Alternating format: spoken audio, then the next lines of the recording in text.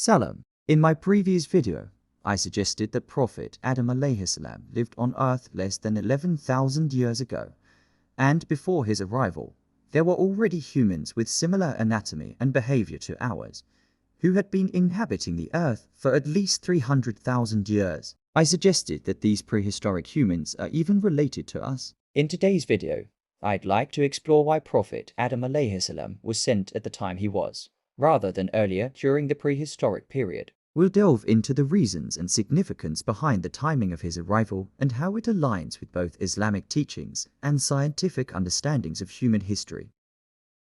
Also, in my previous video, I talked about how way back, the Earth's climate changed and got warmer. This change was from the Pleistocene to the Holocene epoch, because of all the water that was released when the glaciers melted, which led to plentiful rain and a more stable climate.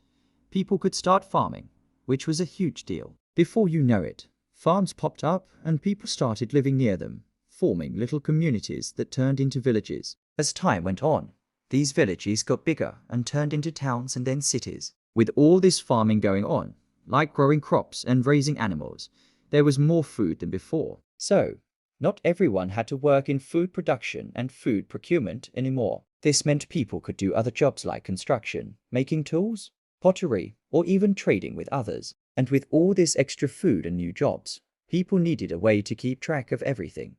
So they came up with writing. Once writing was a thing, schools were built to teach it and create a learned class. It was under these conditions, with established social structures and economic systems, that Islam found suitable grounds to emerge and establish itself. The term Khalifa in the Quran is generally used to mean a vicegerent, steward, or successor. In the Islamic context, it signifies someone acting as a representative or successor to a prophet, or even to Allah himself on earth. This idea is based on the belief that humans are chosen by Allah to be his stewards on earth, responsible for upholding and implementing his will and the natural order of his creation. This role is guided by the Sharia, which is a code of conduct covering both private and public aspects of life. A significant reference to this term in the Quran occurs in the story of the creation of Prophet Adam alayhi salam. In this narrative, Allah informs the angels of his intention to place a Khalifa on earth, referring to the creation of mankind with a special role and responsibility in the world. However, before Allah sent Prophet Adam alayhi salam down to earth to be the Khalifa, a few things had to be in place first. This is important because Islam is an organized religion. First off, Islam's got its main beliefs, like Tawhid, which is all about believing in one God. Then, there are holy books, like the Torah and the Quran.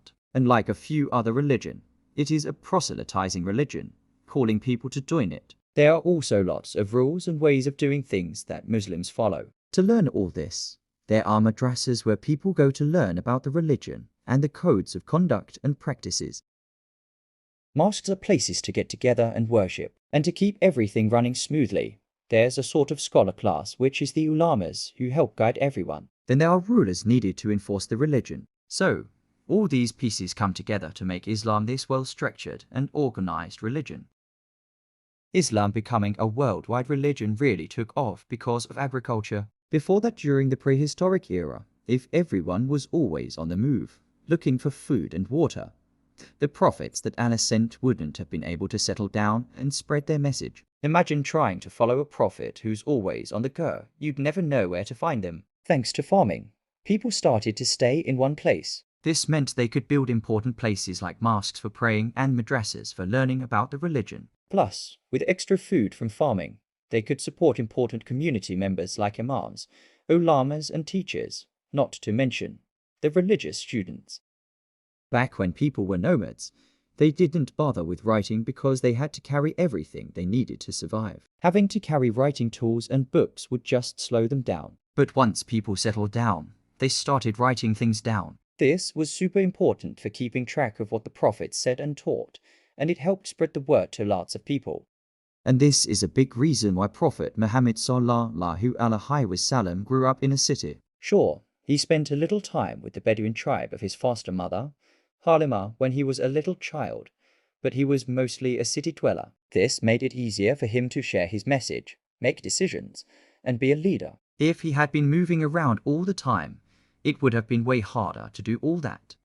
So, there's a really interesting point about why Prophet Adam alayhi salam, as the first Khalifa, was sent to deliver Allah's commands to humanity only after the earth entered the Holocene epoch, less than 11,000 years ago, and not during the Pleistocene epoch, also known as the prehistoric era, during which humans have been around for 300,000 years. The key here is the advent of farming, which led to people settling down. It's this shift to a sedentary lifestyle that made it possible for Islam to be established. Imagine trying to spread Islam when everyone is constantly on the move as nomads. It just wouldn't work. And if you're interested to know more, I've covered this topic in my book, Adaptation of Belief, Reconciling Islamic Tradition with Evolutionary Science. It's available in both electronic and print formats on Amazon, and at wherever books are sold. Until next time, wassalam.